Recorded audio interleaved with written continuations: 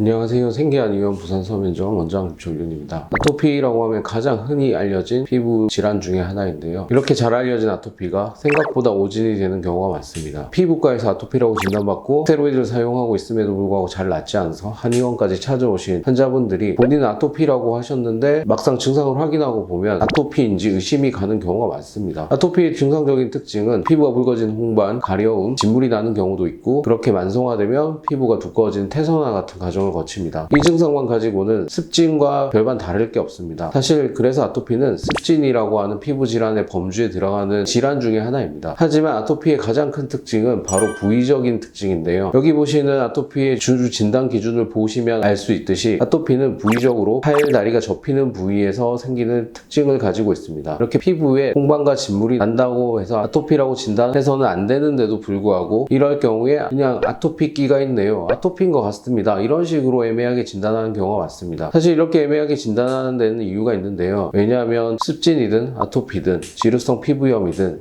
사용하는 약이 동일하기 때문입니다. 이런 경우에 대부분의 피부과에서는 스테로이드, 항히스타민제, 소화제를 같이 처방하는 경우가 대부분입니다. 그래서 환자분들이 피부염으로 피부과를 내원하시게 되면 1분 정도의 진료 시간을 가지거나 혹은 부위 자체도 아예 확인하지 않고 처방전을 주시는 경우도 많습니다. 이렇게 스테로이드를 가지고 일시적인 증상만 억제하는 치료로는 아토피는 치료되지 않습니다. 그렇기 때문에 한의사 선생님들은 진단을 할 때 어떻게 생활해 왔는지, 특별한 이유가 있었는지, 체질과 환경에 대한 그리고 몸 상태에 대한 질문들을 더 많이 합니다. 이렇게 해야지 진짜 아토피가 생기는 원인을 찾을 수 있기 때문입니다. 내부적인 치료뿐만 아니라 외부적인 피부 자체의 치료도 중요합니다. 아토피 피부염이 오래 지속되게 되면 피부 장벽이 손상돼서 수분 손실이 많아지게 되고 감염이 쉬워지고 피부 생태계, 피부 마이크로바이옴이 변화되면서 미생물 다양성이 떨어지고 나쁜 균이 많이 서식하게 됩니다. 그렇기 때문에 이런 피부 환경 자체도 개선해주고 보습을 해주는 외부 치료들도 병행이 되어야지만 아토피를 치료해서 건강한 피부로 되돌아갈 수 있습니다. 이처럼 아토피는 단순히 1분 진료가 아닌 장기간의 치료와 노력과 정확한 원인을 찾아내는 것이 정말 중요합니다. 스테로이드를 사용하시면서 증상이 반복되고 중단하면 다시 재발이 되고 있으시다면 한의학적 치료를 고려해 보셔야 됩니다.